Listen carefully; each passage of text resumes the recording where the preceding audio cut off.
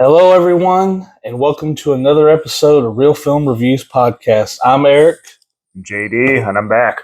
He's back. Literally one video. Yeah. Well, it takes us a while to do these, but I already put out two without him, but now he's back. But today is episode 5, and we're talking about Friday the 13th from 1980. And, Jordan, when was your first time watching this? Literally yesterday. Yeah. I've come to realize that through watching all these movies that I never saw the first one. I've only seen like bits and pieces of the movie. So I'd always catch it like 20 minutes into the movie and I'd stop halfway through watching it, or I'd catch the tail end of the movie, but I never actually sat down and watched them as a whole. I've only seen, counting the first one, it's the first one, fourth one, 9th, and 10. And then the one I saw, the remake that was in theaters, and Freddy vs. Jason. But other than that, I've always caught them in like chunks, like never from start to finish. I know I've seen 6. I remember the paintball and all that, but this is the first time I actually watched the whole thing. And I got to admit, watching this, knowing where the series goes to, how tame this is kind of humbling in a way. I know, right? It like, they're not in space. It's so ridiculous. But I did thoroughly enjoy it. It was neat to re-see it, I guess, again. So, yeah, this is episode 5, by the way. I think on the last one I said episode 5, and apparently I can't count. So I wasn't this there, is so episode, it's all you. It's episode 5, I swear. So, yes, I figured right now is summertime, and I was thinking like summertime, summer camp movies, and I've always wanted to talk to the internet about Friday the 13th because it's one of my favorite series, even though a lot of them are ridiculous. It's always fun to watch these movies. 9 was... We'll get there eventually. Yeah, I don't know which one you want to choose for Halloween time, but we'll work our way through that. But go ahead though. So to also, I guess, to let the viewers know that you know way more about the 13 series than I do. I'm a fan of it. I'm not an expert, but there's the Crystal Lake documentary that came out. There's a book, and then they did a documentary like 6 hours long. I watch that constantly, sometimes in the background when I'm doing stuff around the house. So you know more than me. He wanted to do some quizzing, and I was okay with it. I forgot about it, honestly. Yeah, but I would have been. I don't know if you would have picked things that I probably wouldn't have known. A little bit because it might rub up against your neck. Put it like more in the center of your shirt, like mine. Testing. You don't need to whisper testing. They know. I know. I just wanted to do it to be weird. But yeah, I will say you know more about this movie than I did because I was hoping he wouldn't do anything because, don't put me. I'm not a good test. I don't take. I'm going to do it. I'm going to do it with the other one. Eventually, okay. This one, I honestly, we'll get through it. But I noticed with this movie there was a lot of stalling. Yeah. We'll get to it. But I remember watching around the tail end. I was like, man, I know. You got to build tension, but I was like, I feel like this is going like we need to speed this section up a little bit. If he wants to test me, that when we do this, we're going to have to make sure that we're in a restaurant because the customer's always right.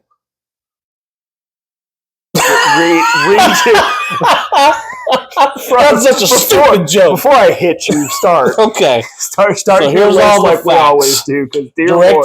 Directed and produced. You better give me a walk by Sean S. Cunningham, written by Victor Miller.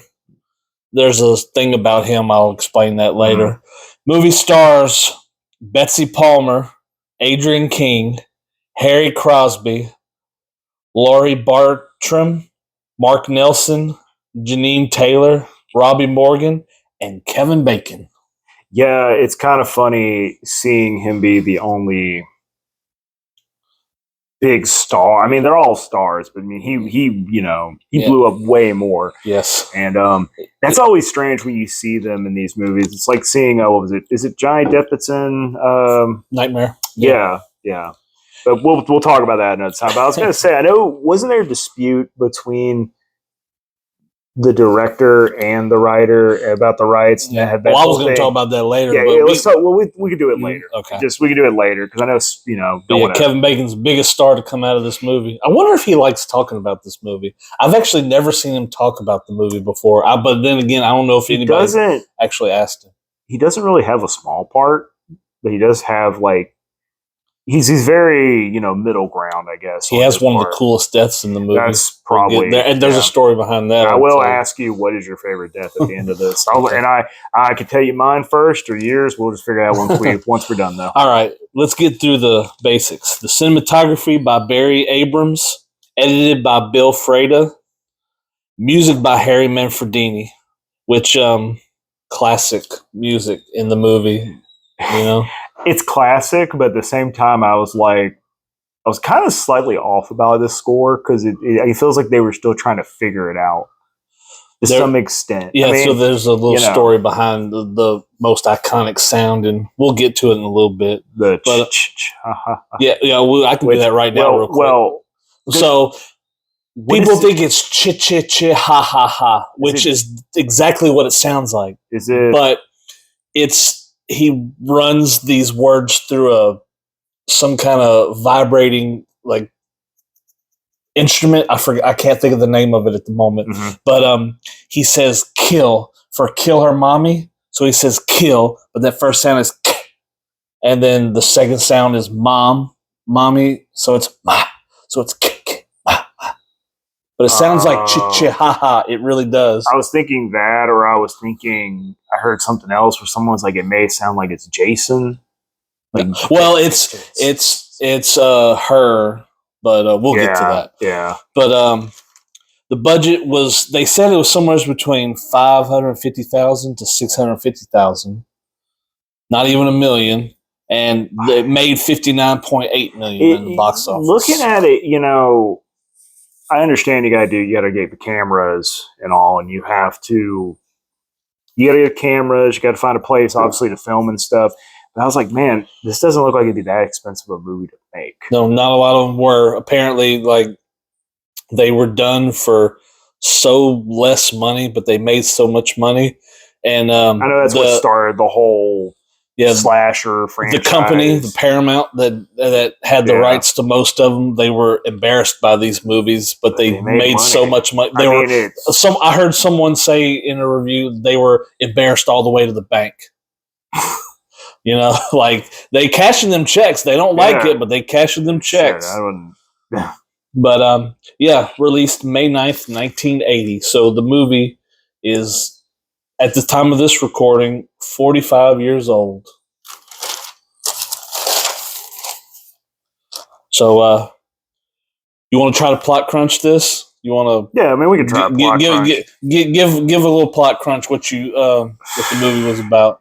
Bunch of horny teenagers. I know that they're technically older actors, but I know it's supposed to be more in the young. It's supposed to be, I would assume, teenage-wise, like 18 to 20-year-olds. A bunch of horny teenagers decide to go camping to, I guess, make a summer job and get killed by a crazed psychopath. I won't really go, I guess, in the spoilers. I mean, let's get. I won't get to that. But and also, crazy old timey folks warn kids not to go on the burial ground of a lake that really, from what I understood, only had 2 murders, and then it felt like it was nothing until this movie started. Yeah, I mean, that's really kind of the synopsis is kids want to go camping and fuck in the woods, and they all die. I mean, I could be, you kind of caught me on the spot with that one. That's how I saw it. Oh, no, that's fine. That's what I wanted him to say. But a few quick facts from behind the scenes. Well, adults, Sean Cunningham, who's the director, he wanted to, in the documentaries that I've watched, he said it several different ones. Basically, he said he wanted to make a ripoff of Halloween.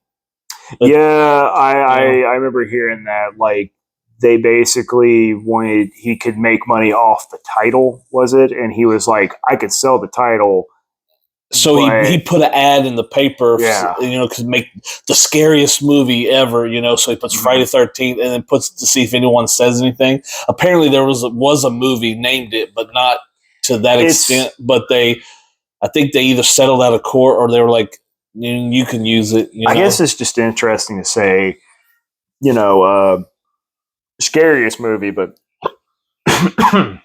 excuse me, to say scariest movie because it's kind of like, man, just given all the stuff that we've dealt with, especially nowadays.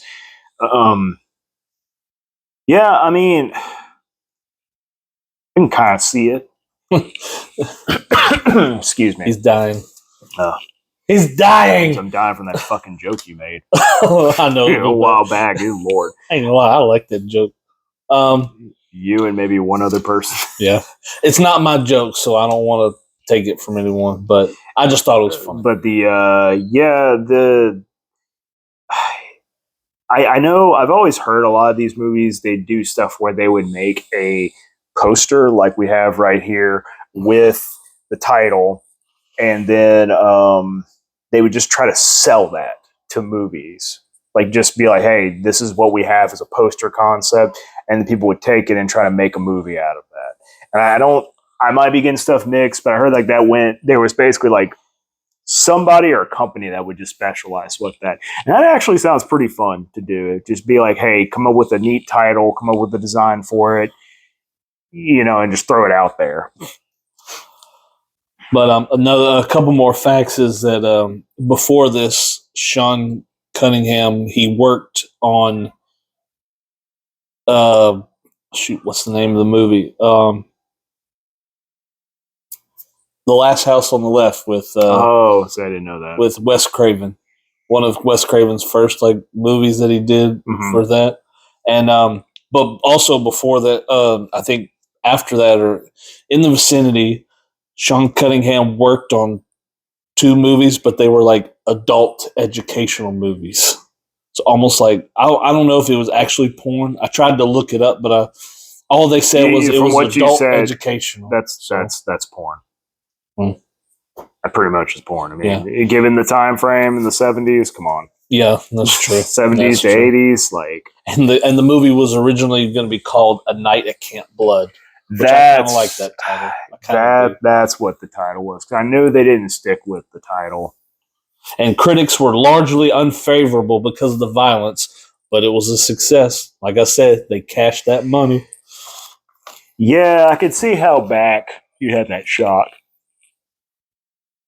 Go ahead. The what? I see how you have the shock of because it's like horror movies now are so desensitized with the over the top gore and shit. I mean, you got Terrifier that puts this movie in terms of gore to shame. Yeah, but this was more. This was there is. I'm going to talk about it at the end, but there is some bad things that back in 1980 that Siskel and Ebert, the review guys, they had their TV show. They tore these movies apart, and I'll explain that more towards the end. But let's go ahead and start off the movie because to me, I feel like you could really describe the movie because of there being such of time killing in this movie. It's really hard for me to kind of like once they kind of get to the lake and all that stuff. It was kind of like, okay, this is kind of just. It felt like it went fast up till. I guess we start getting our second and third kill and fourth kill. Yeah. Because it felt like that's when I started to feel like they were like, all right, we're going to kind of stretch this out. But go ahead. I'll let you start us off. So the movie starts at Camp Crystal Lake in 1958. All the counselors are sitting around having a good time singing, and like anyone would do, 2 counselors sneak off to go fool around. Back in the day, I wonder how I felt like not a lot of people. Maybe they did do that back in the day. I just feel like the 50s. What do you think? I don't know. They didn't have much to do. That's true. I mean, I don't know. I'm trying to explain like something in my head, but apparently it's gone. It pretty much snuck off to go. Yeah, go have fun, and I I don't know how I feel. They end up getting discovered by our supposed killer, and I don't know how I feel about the POV stabbings every now and then. Because sometimes it can be tasteful, and sometimes it can be. It's kind of like, I was wanting a bit more. And I kind of was letting this movie slide because there were some POV stabs that I was just like, I wanted more from that. But I get it. It also can add to the mystery because they have them acting like, who are you? That kind of stuff, you know? Yeah, apparently some people know the killer. They always look at, we ain't doing anything, we're just messing around. And then the guy gets stabbed, and then the girl gets flashed to death. Yeah, because of screen term white. Yeah, I'll tell you one of the deaths I hated the most, besides the POV stabbings. But when we get to it, I will let you know. Okay, and then Glass Shatter, Friday the 13th, registered trademark. I always like that whenever they put that in the title, you know.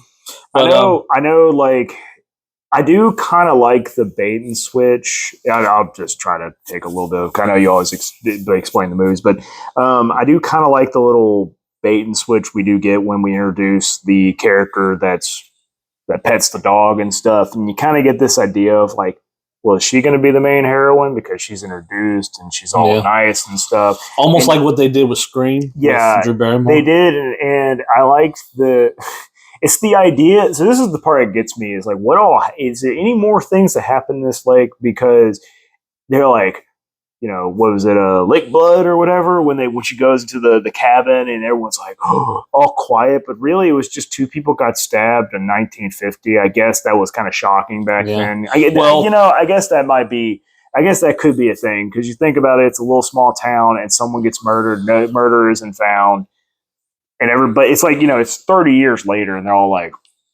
all shocked by it. But I guess I could let that slide. Well, but yeah, the counselor, you know, Annie, she's looking for the camp, so I guess she's hitchhiking up there. Yeah, she's pretty much hitchhiking. And asks the dog for directions. Like, you stupid idiot, the dog's not going to tell you anything. God. I do. I think my two favorite characters is obviously the crazy old man. Crazy Ralph. It's got a death curse. I like, you know, and I was thinking watching this movie, I was like, I know how the trope has been, but I like how it's this typical, like, the old man that knows everything and warns them, and it's like, I told him they shouldn't have gone. And he always, like, he didn't die in this one. I mean, I'm sure he dies later in the other movies. He's in 2 more movies. Well, there you go. He either gets so crazy he leaves or he dies. He'll find out when we get there. I know I've seen 2. 3 is kind of more hazy. That's the problem. You see all these different movies, you almost could just watch them and be like, which one am I at? But yeah, I liked him a lot, and I do.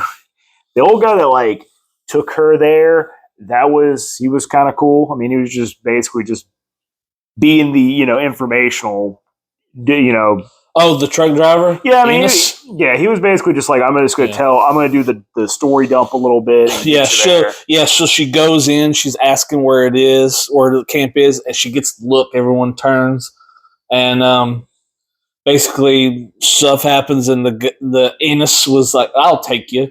So as he's putting her in the truck, Crazy Ralph comes up, you're going to Camp Blood, ain't you? Him being on... God damn it, Ralph! Yeah, yeah. Well, him being on a bike I always thought was funny.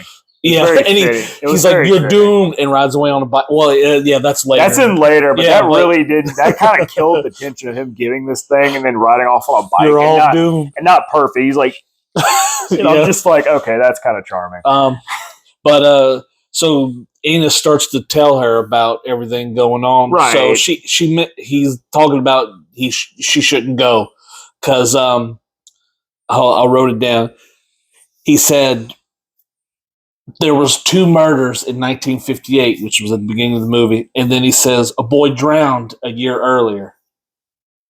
We'll find out who that is later. And then they said in 1962 they tried to open it up again, and the water was bad. It's like, was that poisoned? It was the water. I forgot they had that part because they don't really touch on that. No, that was literally the only mention. Yeah, in the entire series. And then 30 years later, it's awful. No, nobody in Jason X and 2455 goes. Nobody. The war was bad, and can't remember 500 years ago. No one does. Yeah, if I remember correctly, after she gets dropped off, Yeah. He's like, this is as far as I'll go. And it's yeah, like, well, shit. thanks, man. I would have rather just stayed in the place if you're not going to fully take me there. I'm just going to be honest. Yeah. I know hitchhiking was probably, I guess, a little safer. It's funny because, like, obviously we wasn't growing up in the 70s and 80s, but it always feels like there was this time frame between like 60s and 70s where it was safe to do all this, and then 80s was like, you're going to fucking die. Yep. You go off these movies, it feels that way. But yeah, I know. Like eventually, we see our counselors. Everyone starts to show up. Yeah, we see our counselors. I remember seeing Kevin Bacon, and I was like, "Am I seeing stuff here?" Because I'm not. I would not be surprised if there's a famous actor in here. But like, I feel like I'm seeing stuff. Then when I got a better look at him, I was like, "Okay, it's Kevin." You know what? If you take the three, this is off subject, but if you take these three major horror series, Friday the 13th, Halloween, and Nightmare on Elm Street, the very first movie introduces an actor that is going to be a big superstar down the road. It is surprising. In this movie, Kevin Bacon. In Friday the 13th, hold on, Paul. Sorry about that. That's why I don't have kids. Anyway, go ahead. We were talking about with that stuff. Your dog's going to keep barking. Yeah, you need to probably go. That's fine. We'll be fine. You say that's fine, but they're going to hear that constantly in the background. That is quite annoying. Want that? Well, Eric takes care of that. I figured I would just, I don't know, have a little bit of middle of that. We're still trying to figure all this out. Obviously, if I had my editing software on my computer, I could slice all this, but one step at a time. Yeah, that's pretty much it. I guess I'm going to go ahead and hit pause again, and he won't know about any of this section. All right, now that that's taken care of. Yeah. So we were at the part where we got all our people introduced. I mean, really, a lot of the movie is it's kind of filler. And and that's fine. I know you got to have the part where, like, you have the stalking and stuff. Now, what's our main actor's name? The main actual girl, because we get Alice. Okay, because Adrienne King. She gets introduced with the guy, and then I know eventually you have your typical. And this is the part where I don't know if this happens before.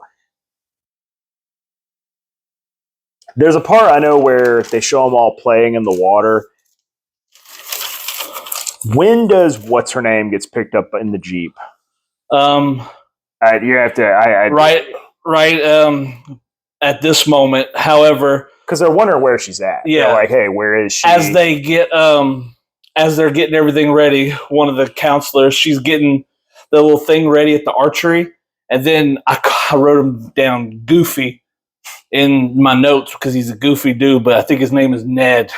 The guy with the and he shoots him with the arrow, like almost hits her. It's like, what are you doing, dude? Yeah, I gotta have tension. Yeah. So yeah, this is where Annie gets another ride, and she's so happy about it, and because I guess she feels so safe because of who she's with, but we don't see her. They're getting close. Pass it up, and she's like, "Hey, I think you passed it up," and it gets to the point where she's getting scared, so she jumps out. I don't know if I could ever jump out of a moving vehicle. Then again, I don't know if I'll ever be put in the situation. Well, there's some situations here, and we'll talk about that at the end, where I was like, I feel like this could have been handled a little better.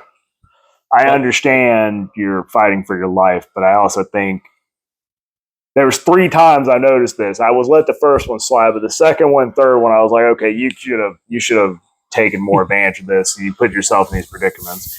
But yeah, jumping out of that Jeep, she didn't see. That's the problem, is you're jumping into a ditch. You don't know if you're gonna get impaled by something there, but they obviously didn't want that killing to happen. So I know she jumps out and trying to escape. Now, here's the funny thing about this is that I watched this movie free on Tubi. It's not free anymore because it was the last day. I had to watch. You caught it on the last day? Caught it on the last day. Had to watch it on ads. And basically, she gets her throat slit, is what happens. Special effects by Tom Savini. We forgot to mention that, too. That's true. She gets her throat slit, and it does the whole typical thing where he's standing in front of her and moves, and it shows it. Right when that happened, I got an ad for Band-Aids. Really? Yeah, I was so awesome. That is so great. Some of these, oh my god, honestly, I'm jealous because I watched it on Blu-ray. Here's the thing: there was 2 of them. Anyway, yeah, I had that one. I did get an ad for when we get to the next kill. It only happened to 2 kills. Well, one really wasn't a kill. It was before a kill. It was when we get to it. I'll tell you when I got the next ad because, again, it was... Well, I wanted to tell real quick. So I've seen this movie a bunch of times, and I've watched it on VHS, and you got literally DVD, the whole thing and right Blu-ray. here. Talk about back in the day renting. That's how I discovered all these renting at Hollywood Video, with Blockbuster, and all them mom and pop stores. Remember all them that we can't do anymore because technology, while still good, is honestly bad. Because I miss browsing a video store. Yeah, there was definitely some type of... I do miss the whole, like, going with a group of friends. I mean, like, you're going to pick this genre. Like, you pick the horror, I pick the comedy. So, like, looking at the pictures and going off that. But yeah, she gets her throat slit. But I was getting to it, but we got sidetracked with the whole video store thing. But so watching this on VHS and DVD really looks cool. It looks like her throat. Watching it on a 4K Blu-ray, you can tell the discoloration from here and here to where the prosthetic is. It is a more of a khaki colored, like khaki pants. They didn't, when I watched it, it wasn't the Blu-ray, like, crisp. So you couldn't tell? I couldn't tell. That's good. I mean, don't get me wrong, I like Blu-ray. And that stuff don't bother me, though. Getting, like, a Band-Aid ad, because it was 5 ads, but the first one was Band-Aid, and the other one was a bunch of other stuff. But there was that one, and I'll just straight up say it. The other ad I got when the one kill with Kevin Bacon happens had something to do with, like, kids. After they literally just got done fucking. I'm just like, that's awesome. I'm like, okay, this. It's like it kind of took me out of the movie, but then it didn't. And all the other ones that they didn't time. But I thought, are they literally going to have an ad every time a kill happens? Because that'd be kind of annoying. But they only did it twice, and the rest didn't happen. So we get them swimming, having fun, and Ned again tries to pretend to drown. They go save him. Oh, is he dead? No, and he kisses her. It's like, what a fucking asshole. While at the same time this is going on, someone's watching. The killer, maybe? This is supposed to be, by the way, a whodunit. I got a question, too. That kind of takes away because you more see the characters. You don't see them break away as much. Yeah. When did Evil Dead come out? I think 81 or 82. Okay. Because I was like, man, they're doing the whole camera watch. 80? They're doing the whole camera watch through the woods. But it wasn't obviously the Evil Dead camera with all that stuff. But I was like, man, this is kind of... I started to wonder that, but I didn't look it up. But yeah, they did a lot of that. I know this is where it gets hazy for me because I know at one point they show them walking. So I don't remember. This is again where the movie starts to get to a little bit of a blur because you have it. They show the part where it's Kevin Bacon and the other girl like walking on a log. They kind of get a little, kissing and we're gonna fall, and then like it cuts to maybe it's the goofy guy you're talking about. Ned. Yeah, Ned. He goes to walk. I guess he's just like, oh shucks, I don't, Yeah, no one. Yeah, I don't have anybody. He sees someone in the thing, and they go in. So he follows. He goes in, and it's kind of like, okay, it's an off-camera kill. That's not bad in that case because I do think sometimes that can be tastefully done. It does suck if it's a very memorable character gets killed, but I mean, eventually he goes in there. You don't know what happens, and then Kevin Bacon and them, I guess, smell death, and they're like, "Let's go fucking here." So they go into it. They mainly went because it started pouring down rain. I know that was a thing. Like, did it start raining around that time, or started heavily? It did. Yeah, it did because the storming. Well, the storm happened, then it cut to our other three characters, which again, you know the names more, but it cuts to them and they're like, what are we going to do? Oh, I hope they're okay. And it's like, oh, they're all right. And it's like, well, let's play Strip Monopoly. And I know like that started to be kind of a thing between going back and forth. Oh, we jumped a little bit ahead, but we don't have to spend too much time. Well, I'm trying to remember exactly how I remember the movie. Yeah, no, that's fine. But I wanted to say too, so they Alice was in the camp and she saw a snake. They all ran in trying to figure out what to do. And he killed the snake. Yeah, and that wasn't supposed to happen. Billy, I think is his name. Bill or Billy. Mm-hmm. That's Harry Crosby. I don't know if you know that, but have you ever heard of the famous musician Bing Crosby? Mm-hmm. That's his son. Now, I know the snake wasn't supposed to be killed. No, but they did. Yeah, it was a real snake. And I remember when I watched that scene, I could just picture like the snake. I'd be like, dude, like it makes me wonder when that scene happened, I guess they thought they were in Cannibal Holocaust. I guess. I mean, they didn't eat the damn snake. They talked about it, but it was kind of like after they killed the snake, I wondered if they had to pause on that scene. It was like they had to just clean that up and be like, all right, well, let's film the scene. We killed the snake. Yeah. But yeah, no, I forgot about that part. I forgot about that. And I know it's one of the crucial things. It's one of those trivia parts about the movie. Yeah. But because it's taken some time to get through things. Now I know eventually we go back to them having sex. Wait, real quick though. The cops come by looking for Crazy Ralph. Oh yeah, and then Ned comes out acting like an Indian, and he's like, woo! Yeah. And he stops. And he goes, "Oh shit!"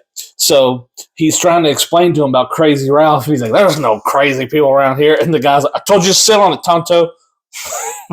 No, but also I forgot about Ralph because he comes out and he does this whole warning thing because he apparently decided I'm going to go there and tell all the kids. And it's like, on a bike.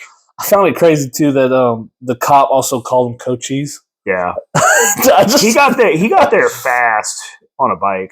Way faster than the other girl did. I mean, she died. Yeah, right. I never noticed that. He got there a lot. He got there like really in the time frame of her driving, even, and then all that. He should have. Anyway, also too, real quick, crazy. He can do that cop when he gets the call and he eventually leaves on the motorcycle. Apparently, that guy did not know how to ride a motorcycle. I got that. I completely got that because of how he went and how he turned around. Like, I don't know how to ride a motorcycle, but I feel like you can sometimes look at someone and go like, that person either just learned or they don't know what the fuck they're doing. Yeah, just the way he went off and stuff. I was like, I literally learned that from the documentary a while back. That's why I wanted to mention that. I looked at it and I was like, you don't know how to ride a bike, and I don't know either. But I just. And they have them looking for the generator, which is a scene that I call filler because it goes on for the generator definitely until they get to they eventually want to do the strip monopoly. I mean, they set up the generator to where they come back later, but it definitely is more filler stuff. I mean, it kind of does pay off later, but really, they could have not had that and still had the ending part of it, but.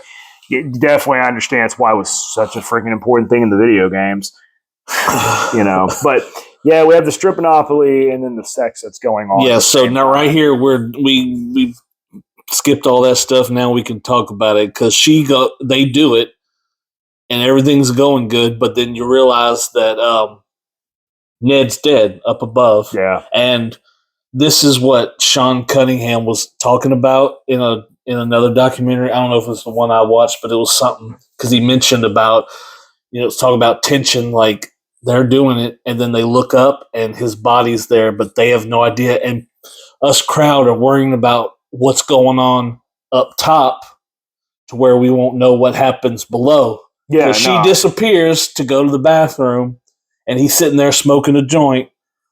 And I always wondered like what happened, but like watching it in high def, I've actually noticed that blood dripping on his head. Yeah, he's like blood dripping. He's like, what? And he looks up, arrow through the throat.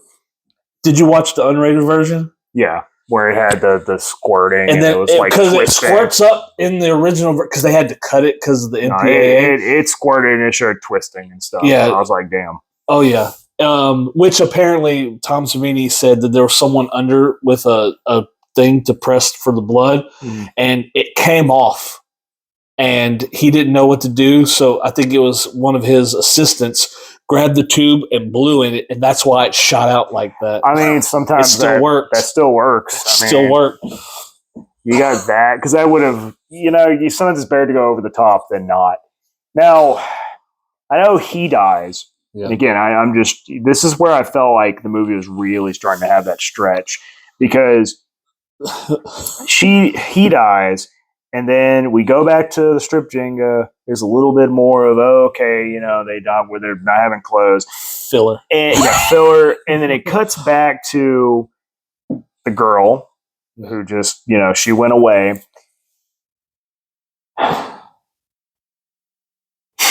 I said, Lizzie, you'll always be played. I'm not an actor at all, but the way she died, the scream, it was so. I guess it's just.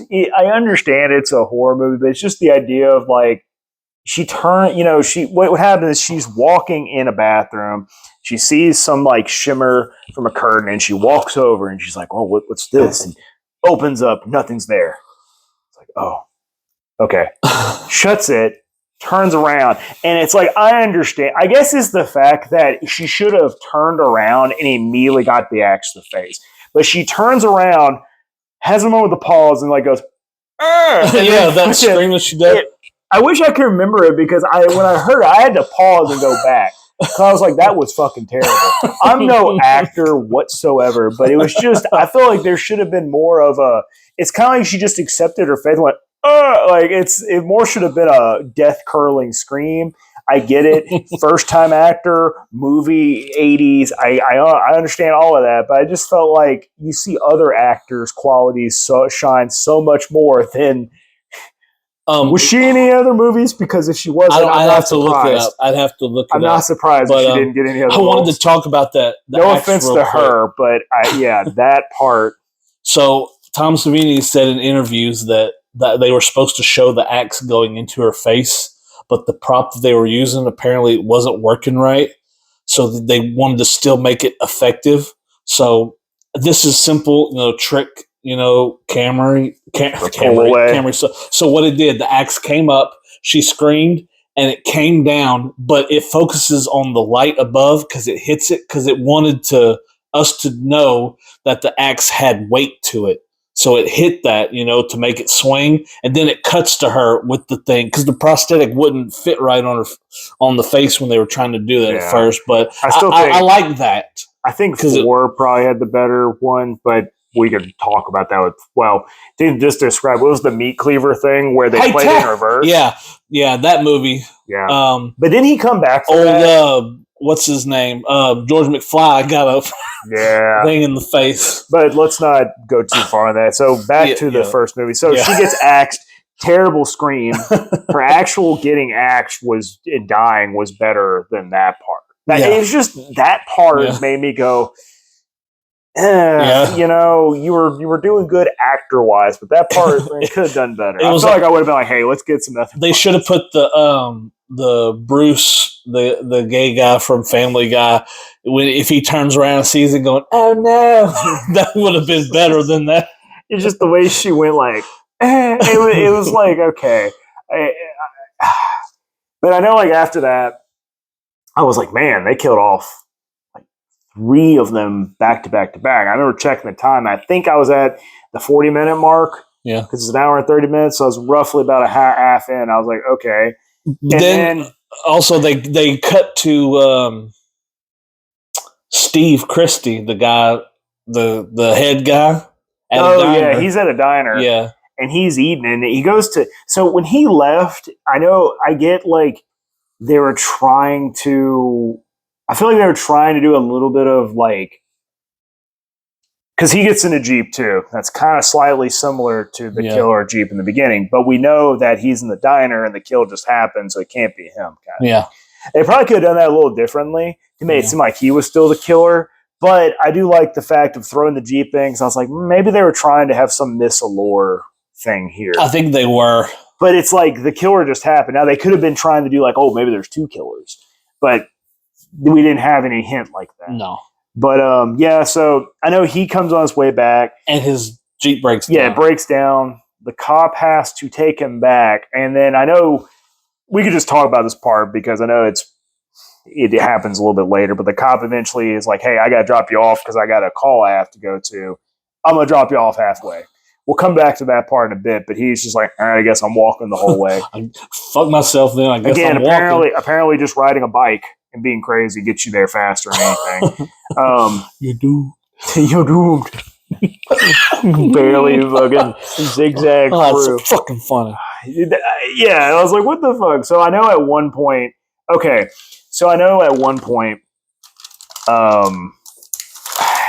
they stopped playing strip Jenga, and the wind comes in and blows everything. Yeah. So they're like, yeah, you know what? We'll finish this another day. I'm going to be real with you. If I was the other lady, I would just be like, hey, guys, I'm just going to stay here with y'all. It's literally pouring down rain. The wind shot it. Like, I'm just going to stay in this cabin.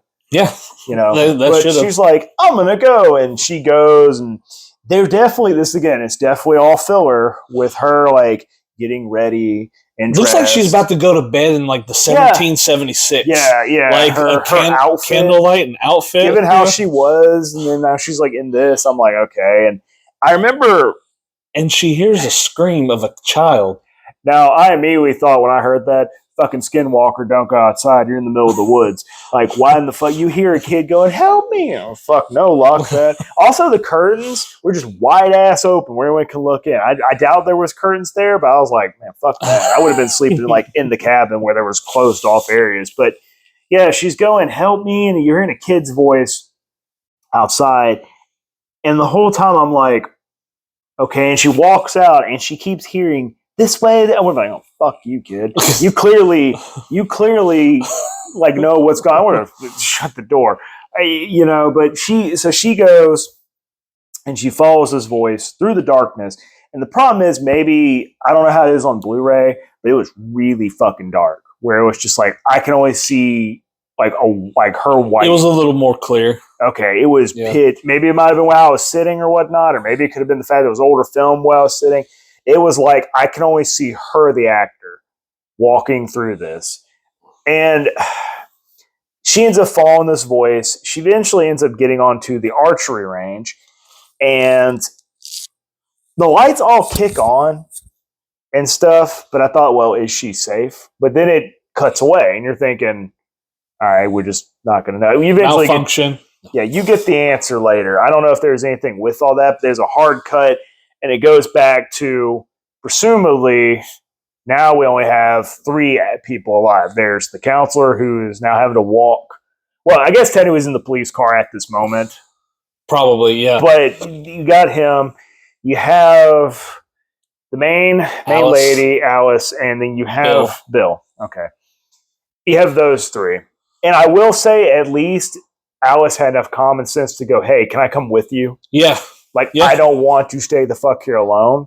Honestly, if they all would have just stayed in the cabin, apparently they would have been safe, I guess. But that's, again, this part's all filler. Because then it's like, we got to go check the generator. All right, hey, the battery isn't working on the car. Can we walk? It's pouring down rain. Maybe and the phone line's cut because they're trying to check the phone, and then they follow the wire, which I watched this 3 days ago. That was the first time I noticed that wire. They actually showed it pretty vividly on mine. But I was just like, okay. So, again, it's all filler, but it's like, it's not, I won't consider this filler because it's showing, hey, why don't we have power? Oh, we don't have gas in the generator or whatever it was. Like, there was gas or wasn't gas, but it's like, hey, this isn't working. Power line's not working. The car is not working. Also, too, they're worried about everything. The power's going out, so Bill goes to check the generator. But when they're trying to figure out everything, I think it was him that said, he's like, oh, everything's fine. We'll be laughing about this in the morning. No, you won't. Yeah, that foreshadowing. So I know like a lot of that was filler. And then if I'm not mistaken, again, this is where I kind of get confused. I think after all that is when Steve Christie's walking. Yeah, and he goes by the Camp Crystal. He looks like a grown-up version of the kid from It with the giant Georgie. Yeah, Georgie with the giant yellow thing, and again, it does the whole kill because he gets killed. He's like, "Hi, what are you doing out in this mess?" And he's like, and it cuts to him. Again. I don't know if I like that or not, given this is supposed to be kind of a mystery thing. Yeah. I feel like it works in that way. But yeah, it's like, I guess it's because also you see the other movies, you see some of the cool kill effects they have and all these other ones, and you're like, man, I kind of wish there would have been a little more. So Bill's gone and Alice is by herself, and she shows us how to make coffee in real time. I'm going to be real with you. I started fucking skipping that part. Okay. I was just like... Yeah. I got to go back a bit. Okay. Oh, she's still making coffee. Let me go. Yeah. So I was like, oh my Lord. I was like, okay. And I know. So the guy, I know at one point is like, he leaves at one point. Yeah. So that's why I was saying she's basically by herself. Yeah. Everyone's basically gone. So she goes to check for the generator after her 20-minute coffee session. And so she gets to the generator. K-cups where you just and then she closes the door, and Bill's dead on the door. I do like that reveal. Arrow in the eye. I like that reveal. Funny about that too is the guy had to put a prosthetic on his eye, and then like something from the prosthetic, if it was the blood running or the stuff itself, got to his eye, and he was blinded for a while in that eye. He wasn't anymore, but at least a few days. Shit.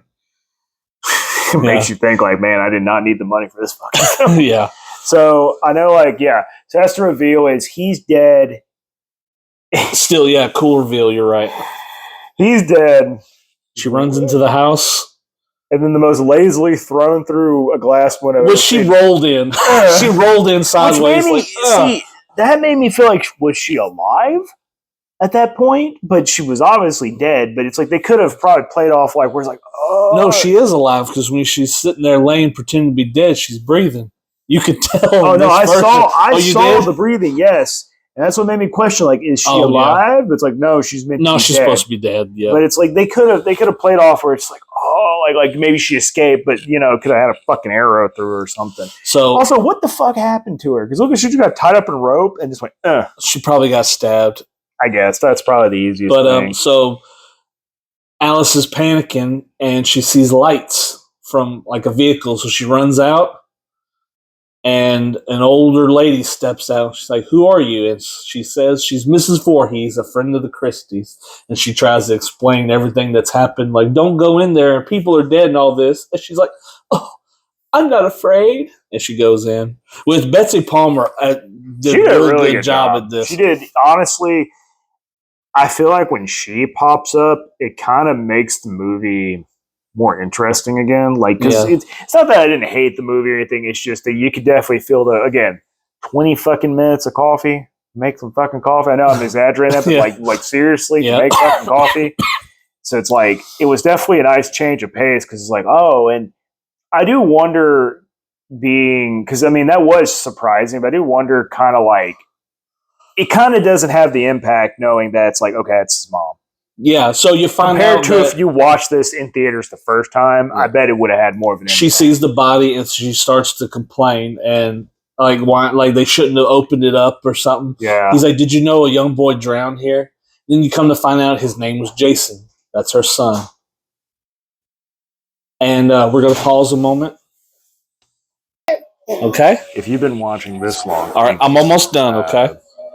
I haven't really found a place in mind yet. After you can obviously I'll be right back, okay? Again, so. Unpause. All right. She starts going batshit crazy and is like, again, I think in theaters, if it was the first time in theaters, without knowing that there's 10 plus movies and 10 movies and I guess 2 spinoffs, or I guess you can count. Anyway, 10 plus movies.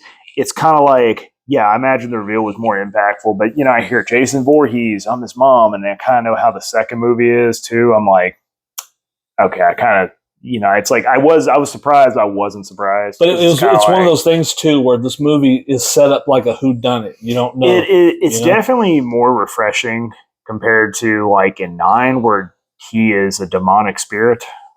Yeah, jumping bodies. Yeah, it's kind of like, okay, the first movie, because they definitely were one to be like Elm Street on that. But yeah, but like I said, you set it up as a whodunit. Yeah. And it's like, who's this? And then at the end, one person that you haven't seen the entire movie shows up, like, oh, spoilers, I'm the killer. It just seemed a little weird. That I didn't like. I think they could have introduced her a couple times, a couple times here and there, because you wouldn't think that she did it. She could have been at the council. You could have had her maybe act like she faked her own death, kind of thing. Yeah. I think they could have added a little more there. So now, the movie, the fighting. Okay, so I know it's typically so. This again, filler, the part where she killed everyone except her, but when she gets her together, it turns into a slap fight. They beat the fuck out of her. So that's how it goes. At least the 4 different places Alice runs to try to get away from her, and then Mrs. Voorhees comes back, and then she beats the shit out of her. 4, maybe 3. Yeah, I did this. I think it was 3. Yeah, but the reason why I say 3 is because the first time she overpowers her. I don't remember what happened, but she falls down and she runs away, and I thought, should have bashed her fucking head in. I'm just saying, should have maybe done something to make sure, hey, this bitch ain't getting up. Second time, she pops back up. Second time, she ends up like getting advantage where she goes, and falls back onto, I guess, some like, I forgot what it was. It looked like it was like padding, like stuff for like a campsite, like maybe it was life reservers. She ends up locking herself in the closet. Well, she finds the second time she falls down, I thought, okay, bash her brain in. I can understand the first time you were panicking, wanting to get away. You literally have an opportunity. And this woman's literally trying to kill you. She's trying to kill you. Third time, we get a like, again, kind of that like psycho kind of thing because she's locked in now a closet and she punches through the wood. She looks and she's like, and then opens the thing.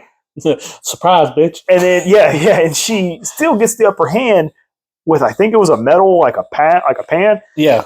Pan, I don't think it was cast iron because cast iron would have really fucking killed her. Maybe it was. But point is, you hit her, she's bleeding, you see a little drop of blood, but like, okay, third time, boom. I wouldn't have I would have taken the machete away. There would have been none of that.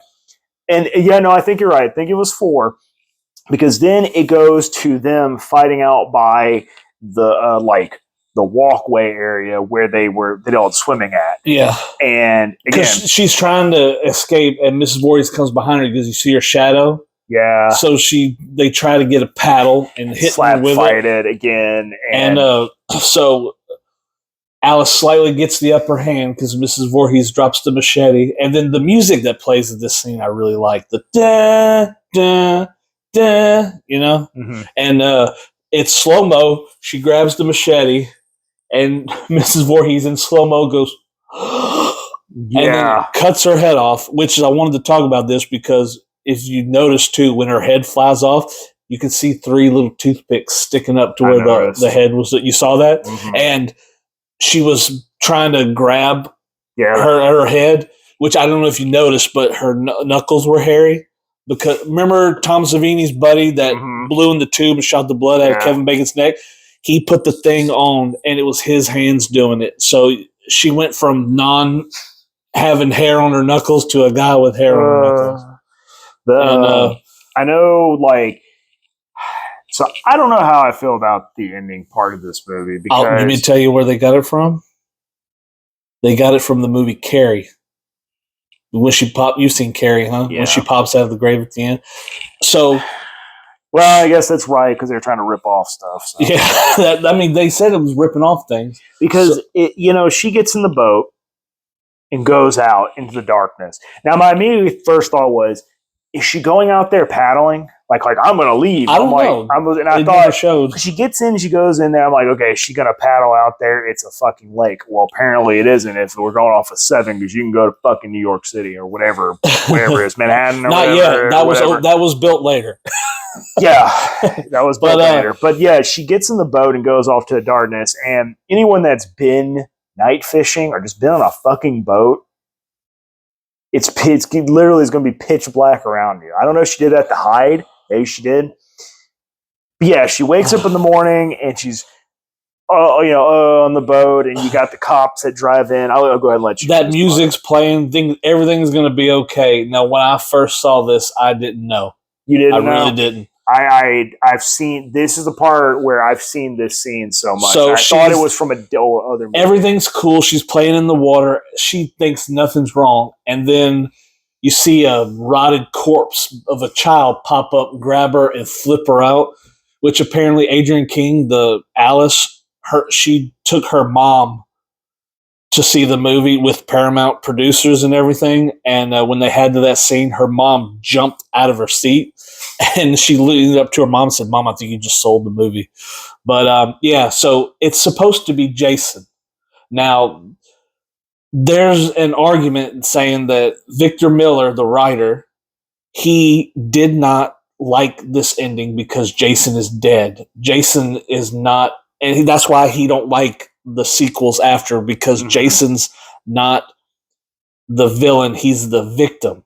Yeah. Because he died in the lake. But they were like, of course, you got part 2 and it's Jason. They're like, let's just do that.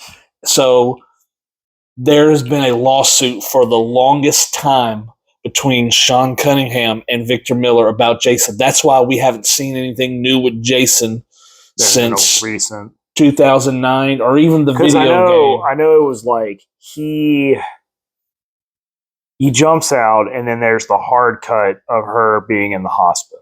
Yeah, with the nurse that looks at the camera. Did you notice that? She goes.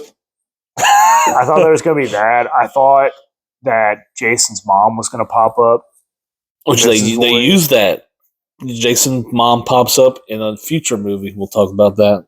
So I was like, okay, she's going to pop up here, but it didn't. It did the whole, he's still in the lake. And then, which is the cop that he's talking to is the same one that picked up Steve Christie and dropped him off. Yeah. I didn't know if you knew that or not. I knew that. But it was like, yeah, he's still out there in the lake, and we zoom into the lake. Man, we didn't find any boy. Then he's still there. And credits. I know, like, the whole thing about, like, the second movie, it's supposed to be like, oh, he was just living in the woods. He saw it happen, and I'm just like, okay. It's like, I like watching those movies, but if you really try to comprehend the sequels and everything, they're still trying timeline makes no fucking sense. They're trying to figure it out. So I guess, like, to wrap it up, I'm pretty sure I can guess on what might be your favorite kill and what's your worst kill. You could probably already tell what my worst, my hated kill was. What's your hated kill? The axe. The axe? Because of the scream? It's because of the scream. Yeah. I feel like the prosthetic part of her hitting and her, like, you know, actually selling the part where she falls down was great. The scream ruined it. I feel like if I was a director, either I would have been like, hey, you need to redo this, or maybe they just didn't have time. But it's all, and then it feels like something I would do as a parody. The prosthetic looked good.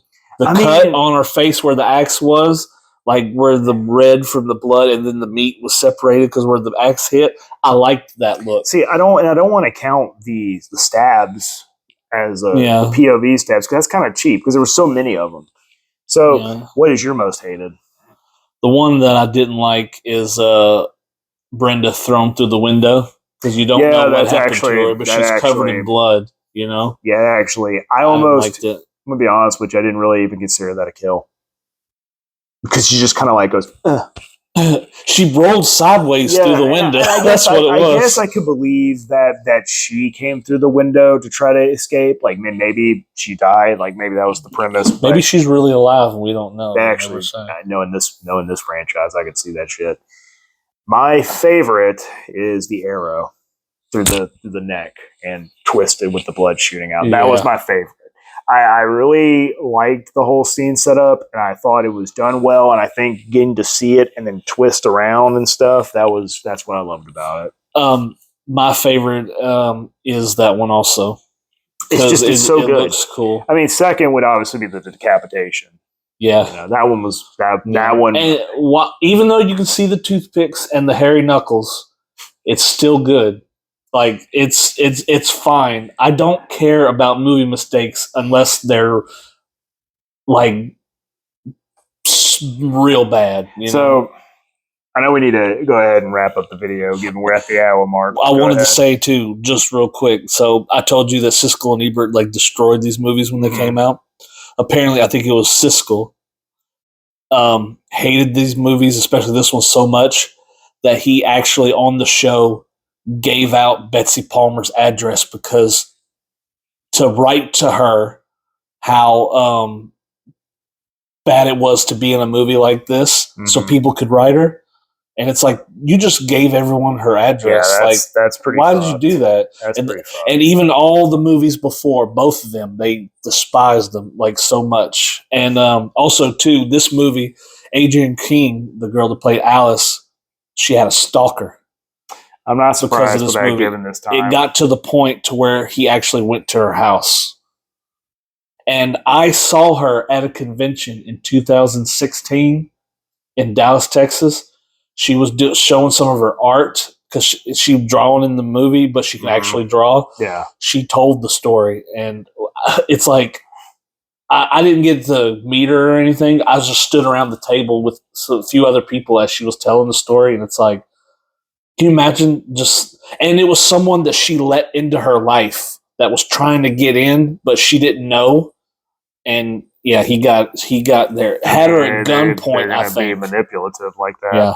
So, but what way to make the rest of the video depressing? Yeah, I know. Good thing we're ending it. All right, Jordan. So we're ending this. So like I was going to point out. You wanted to see ranks. Yes. Well, I know. We can rank them all once we do them. We're going to do that, but I'd rather actually rank them like what is your first favorite movie to then. But that's obviously when we review all of them. This movie, I'm going to say a 7. You give a 7? I feel like it's kind of humble beginnings, and it kind of made me appreciate it, given how grounded this one feels. Except for the ending part with him jumping, but they try to make it look like a hallucinogen, and that's fine. But it felt very kind of like I could believe this happening to an extent, obviously. But yeah, the most realistic one. The most realistic one, that's for sure. No, that's Jason X. That's space. That's the most realistic one. In space. This, though, I got to give it a 7. Yeah, I'd say a 7. Between 6 and 6.5 to a 7. But I'm gonna say 6.5 because if the long drawn out scenes kind of kill it, shorten it up a little bit, I think I'd have a 7. But I feel like the long scenes definitely kind of kill it. I don't even know how to make coffee. I don't need to know long parts like that. But I think they tried to use that as tension. Yes, but there were some tension parts too. But I was like, yeah, shorten it up. Let's get it rolling. Yeah. They want that. I think they had a time limit they were trying to hit. Yeah. I really think so. Hour and 30. Yep. I think it was a few minutes before. What would you give? I feel like every time we talk about this, I give movies like a high rating. That's why I also put it as a 6.5. Yeah. Like I'm even willing to almost say it's 6, but I do like the series, and I like the fact of how grounded, and this is the first of its kind that jump started the whole thing, and it felt like they didn't know what the fuck they were doing, I guess, until 4 to 6. But people could argue that, but I'm going to say 6.5. I feel like it could be higher if it wasn't for the drawn out. Yeah. Go ahead. I hate to piggyback off of Jordan, but I think also I'm going to do a 6.5. Yeah. A little above average. I still enjoy watching this movie, even though there's times where it's boring. I'll lose track of a few things, but 6.5, I definitely recommend this movie. This movie, too, knowing that Jason's in the other ones, it's like you kind of wanting Jason. That's part of the reason why you watch him. The hockey mask becomes iconic. I know it doesn't happen in the second movie, but yeah. So that is our rating and review of Friday the 13th. We're going to talk about all of them in certain ways down the road, but we'll definitely be returning to this series soon. So you got all of them. And just remember to like, share, subscribe this video, please. Get it out there. And we're probably not the only ones that have talked about this movie, but we're doing it anyway. No, I do. Do I? I do. You do. Bye. Bye.